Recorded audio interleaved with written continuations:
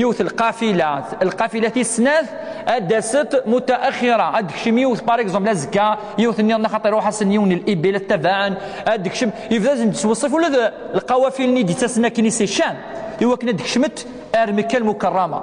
فبدأ الرسول صلى الله عليه وسلم يصف إملمي أشوي لنت داخل يصف حتى أم يقال لك قيثورا لا كولور نست كايني مثلا أوراق كذا يعني في كذا الأوصاف الدقيقة يفكاز ندولا عاشو سني روح عند قفريد يعني مستحيل أذن كريون بعد ثغرة المعجزة الإسراء والمعراج.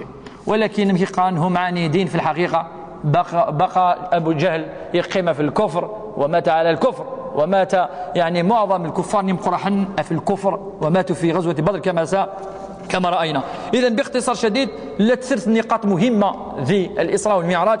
النقطة الأولى العلماء قارند أن الله عز وجل يريد أن يري الرسول صلى الله عليه وسلم العظمة ينس وما خلقه الله عز وجل السيوري الرسول صلى الله عليه وسلم آيات الله الكبرى يوازد الجنة وراه النار وراه الناس وراه صدرة المنتهى ثقيل نقطة مزورة ربي عز وجل يوازد الرسول صلى الله عليه وسلم العظمة ينس والخلق ينس أين يدي خلق ربي عز وجل.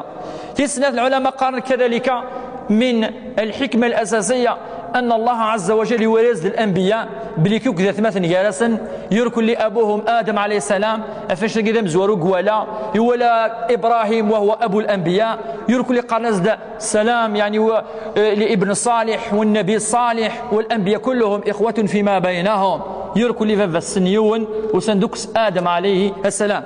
تجي نقطة في السنة فاش يقول الرسول صلى الله عليه وسلم الأنبياء. نقطة في الثلاثة تنقروث أن العلماء قارنت أن الدين الإسلامي دين الفطرة الدين الذي يتماشى مع الإنسان.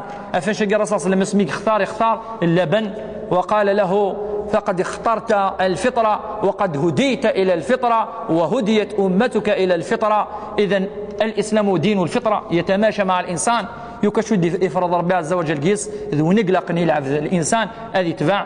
ندعو الله عز وجل أن يوفقنا لما يحبه ويرضاه. ندعو الله عز وجل أن يرينا الحق حقا ويرزقنا اتباعه وأن يرينا الباطل باطلا ويرزقنا اجتنابه. سبحانك اللهم وبحمدك أشهد أن لا إله إلا أنت استغفرك وأتوب إليك.